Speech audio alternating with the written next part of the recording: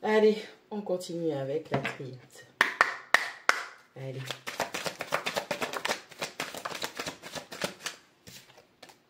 La numéro 40, le malheur. La numéro 13, la pénitence. Et bien, dis donc, ça promet. Allez, mentalité de désespoir, mentalité de souffrance, mentalité de prisonnier. Allez, numéro 42, le désert. Allez, on a une personne qui est dans la torture, on a une personne qui est dans l'enfer, l'enfer le vent.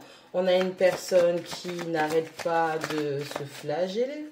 On a quelqu'un qui n'arrive pas à faire le deuil de certaines choses, que ce soit émotionnel, que ce soit dans le monde physique, vraiment un décès, en tout cas faire le deuil d'une situation qui a été très très très difficile. Et on se dit que comme on ne manifeste pas les choses, c'est une punition. Et bien tu as tout faux. Allez, on a la numéro 24, la richesse qui ressort. On dit pourtant que la richesse se manifeste dans ta vie, tu es dans l'abondance. Alors l'abondance dans tout, financier, matériel, le bien-être, la joie, le bonheur. En tout cas, il y a une grande richesse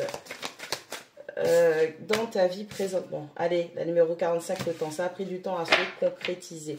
Bon, tu étais tellement dans cette mentalité désertique où il n'y avait rien qui germait. On avait du mal à réfléchir, on avait du mal à avoir des idées, on avait du mal à faire les choses. Et donc, du coup, forcément, on ne voyait pas les bénédictions qui tombaient. Numéro 49, l'adversaire. Avant tout, n'oubliez pas, quand vous regardez les guidances, d'abord, avant de dire que ce sont les autres, dites-vous d'abord que c'est vous. Ensuite, au fur et à mesure que cela vous parle, vous voyez à quel niveau ça tombe dans votre situation, dans votre vie. Ok, cet adversaire en question, là, numéro 49, là, on dit que c'était toi, ok? Le temps que tu as pris à te détacher de ta mentalité de non-manifestation, de malheur, de pénitence, le seul adversaire qui est bloqué, en tout cas la vision de la richesse qui est présentement là, qui s'est manifestée enfin dans ta vie, tout ça là c'est toi, d'accord? Ensuite bien évidemment on s'acoquine avec des personnes qui nous empêchent de, ok? Allez, avec la numéro 1, l'alpha. Bon, allez, on prend un nouveau point. On a un nouveau départ qui se fait. On a quelque chose qui est très intense. On part sur de nouvelles bases, beaucoup plus saines, beaucoup plus solides. Cette fois-ci, on va faire les choses beaucoup mieux. J'espère pour vous. Allez. Ah, on a la numéro 37, la lumière qui tombe à l'envers. Bon.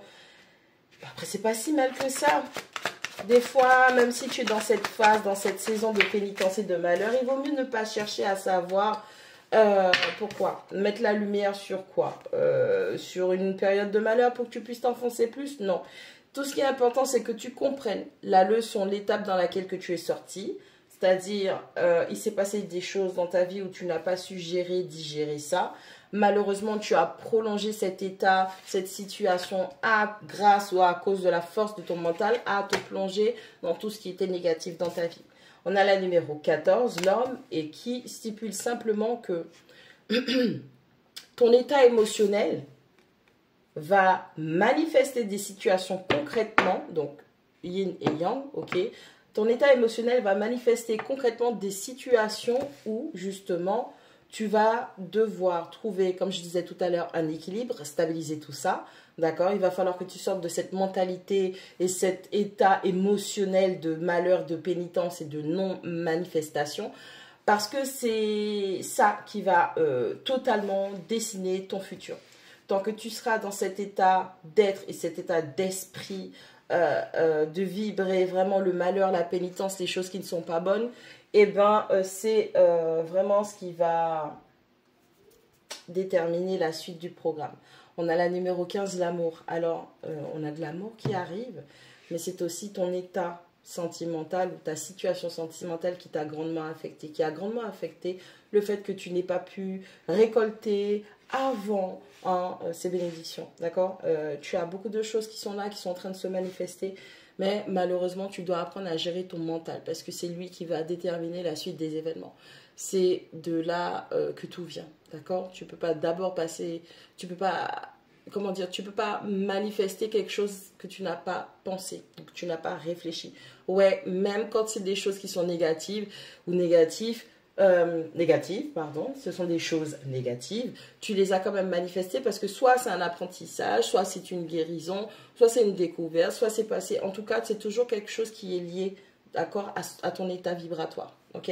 Donc il va falloir que tu gères ton cœur, non seulement pour accepter ces nouveaux amours qui arrivent, en plus... t'inquiète pas. Alors, on a l'amour, on a la réussite et on a la bénédiction. Donc, il y aura encore des petits couacs. Il y aura des tentations, peut-être des personnes du passé. Il y aura des petites réminiscences du passé qui vont venir te titiller un peu.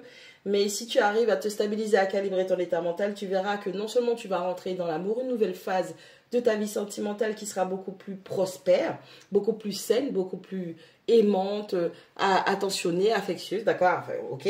Et donc, du coup, tu vas pouvoir gérer ton mental. Sors de cette mentalité de malheur, de pénitence et de non-manifestation. Tant que ton état émotionnel ne sera pas bon, tu vas manifester des choses qui ne seront pas bonnes pour toi. Il va falloir que tu checkes tout ça, ok?